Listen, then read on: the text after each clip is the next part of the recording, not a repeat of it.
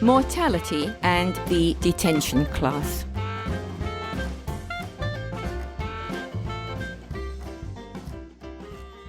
I learnt about mortality in school when our first grade teacher went crazy. Of course, for at least a decade after the war, World War II, life everywhere was a little crazy. Just like the before and after COVID, we were all trying to find a new normal. Even being the product of divorced parents was a rarity, and with mother marrying on the rebound so quickly, it left me a little bewildered on many issues a 7-year-old would ace in today's world. Whereas religion had played a fairly large part of my early years in a Catholic school, I now found my new stepfather was an atheist who apparently had been formerly married to a screwy Baptist, who was also a New Age educationist. Their 17-year-old son had run off to be a Moonie, and 15-year-old daughter was currently a Quaker, although she would change her religion as often as her frock.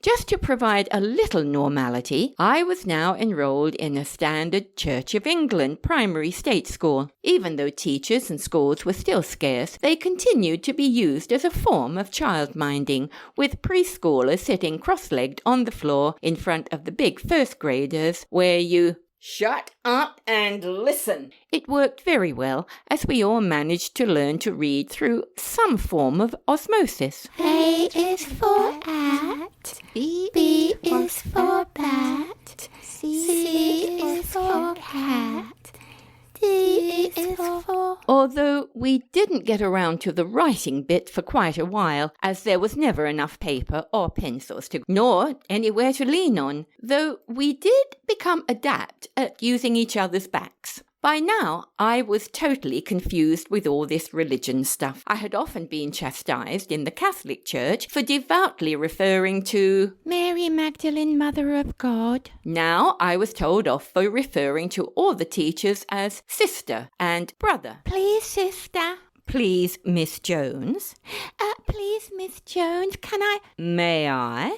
Please, Miss Jones, may I be excused? I want to go ever so bad. In addition to that, I was a left-hander, which apparently was also a crime, and proved that I was a handmaiden of Satan. Either way, I seemed to spend a good many hours in detention, which was often preferable to going home, as with mother working, I was a latchkey kid. With rooms still scarce, all the detention miscreants had to stand in the corridor during recess, where we all became champion marble players.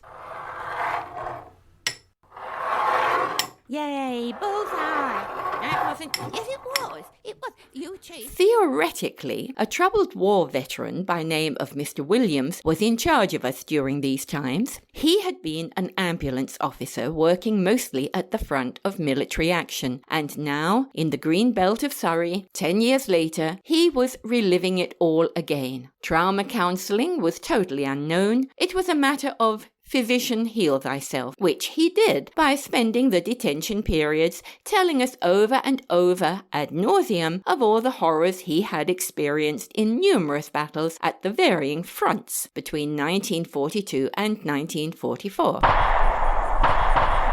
We learned in graphic detail all the wounds encountered by men in battle and the rate and reason for them dying. He told of the operations performed without anaesthetic, and how makeshift limbs were used to replace those amputated. He explained the way to detect venereal disease and the effect of rodents and insects biting into open wounds. This was my time to shine, as I too could tell of an earlier experience, a year or so previously, when playing pirates and treasure hunting on a bomb site, I had found an old army boot with a foot still inside it. My dramatic and enthusiastic storytelling of this event was received with appropriate "ooh," and I enjoyed a brief spell of bonding with the troubled teacher, as well as a little classroom notoriety. However, Mr. Williams' stories soon overtook mine, particularly as he was becoming excessively explicit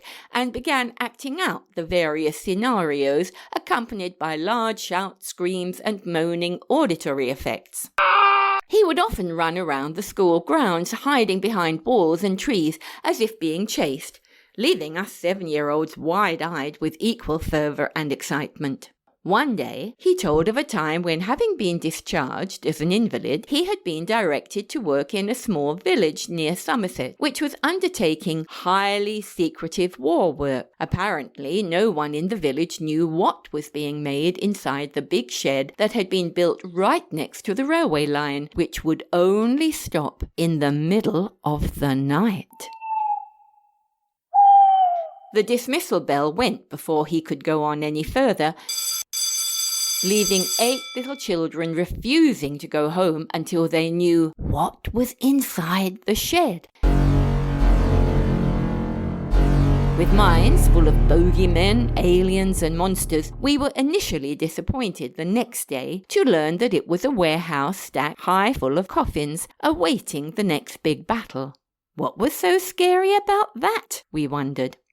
In retrospect, there was no escaping the ponderous nature of Mr. Williams' stories, and we became indoctrinated with phrases such as, "It was a catastrophe of wasted lives. Only the good die young."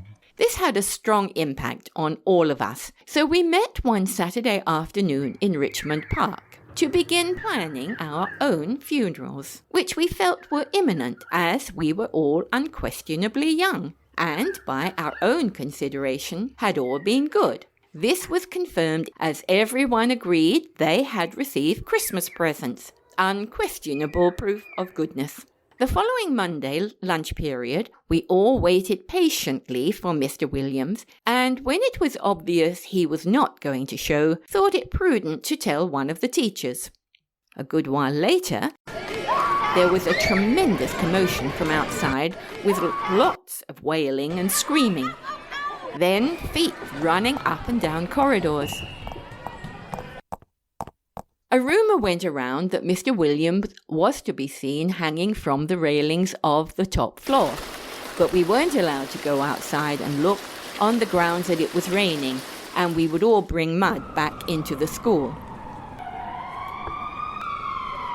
A short while later, there was the unmistakable sound of an ambulance drawing up outside, and we were all told that everything would be explained next morning in assembly.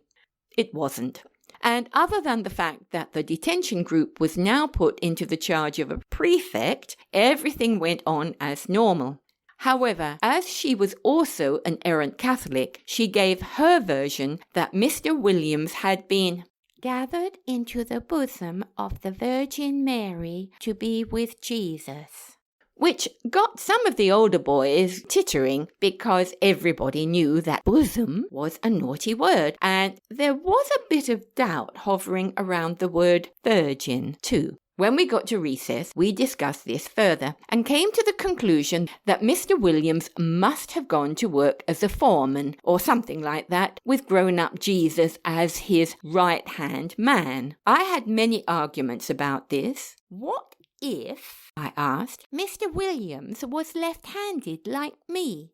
We couldn't remember if he was or not, so eventually moved on. This now brought on an interesting discussion, as many of us had family and friends who had also gone to be with Jesus. I tried to undermine this perception because, having attended Jewish shul for a time, I knew that Jesus really didn't exist. However, when I went to Catholic school, I had learned that Mary was boss lady when it came to confessing sins, which was often confirmed by non-Catholics when they cried, "Mary, Mother of God," when anything unusual happened. Not only that, but as Grandma Emmy Vi had stated specifically that my grandfather had gone up to heaven to be with God. According to my 7-year-old logic, even if Jesus did exist, God was his father, so must outrank him. And Mary, being God's mother, confirmed that she was indeed boss and far outranked even the head prefect. So there.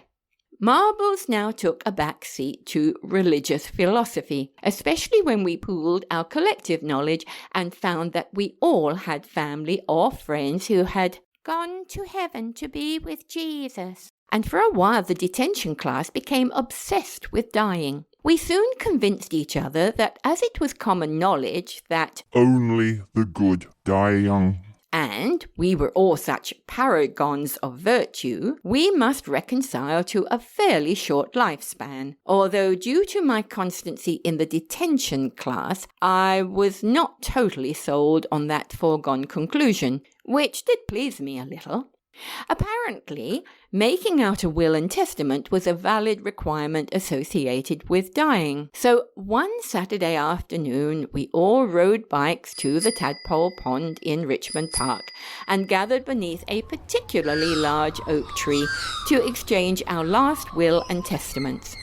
We had a formal ceremony where we handed over our treasures. In my case, it was a month-old copy of Dandy, an all-day gobstopper, pre-sucked up to the mauve bit, and a threepenny bus ticket that I insisted was still valid as it hadn't got a punch mark on it. Then each of us signed a piece of paper with personal details of our precise age. That is... I'm 6.5. Well, I'm 6 3/4. Well, I'm nearly 7. You're not. I am so. And our wills, which in hindsight was more like a tontine death pact. Last man standing gets the goodies. Everything was put into a biscuit tin. We dug a portion of what was, to us, a very big hole and buried our treasure. Then we stood to attention while we sang the first verse of the national anthem. God save our gracious King, long live our noble King, God save our King. Then we planted a small Union Jack to mark the spot. Having solemnly shaken hands, we all went home for supper.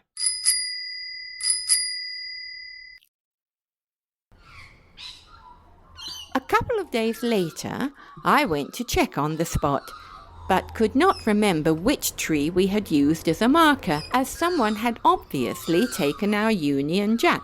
On attempting to try a few digs to find it, I was waved on by one of the very authoritative gamekeepers, who informed me in a bellowing voice, "Oi, what are you doing? Don't you know this park belongs to the King of England? Piss off!" While this information meant that I did not have nerve to make any subsequent attempts to find the time capsule, I was intrigued at the thought that the King of England may be walking past at any time, looking over his property. I knew from storybooks that kings often had handsome princes for sons, and was pretty keen on the idea of marrying one and living happily ever after. However, on inquiry, I found the best our present king had done was to father 2 daughters, so immediately lost interest. To my knowledge, the time capsule could still be there. You have been listening to Mortality and the Detention class, written, read and produced by Brianda Cross. If you have enjoyed this story, you may care to give us a review on your favourite podcast platform. And even listen to our podblog series, Good Day from Oz, on Anchor FM. Thank you.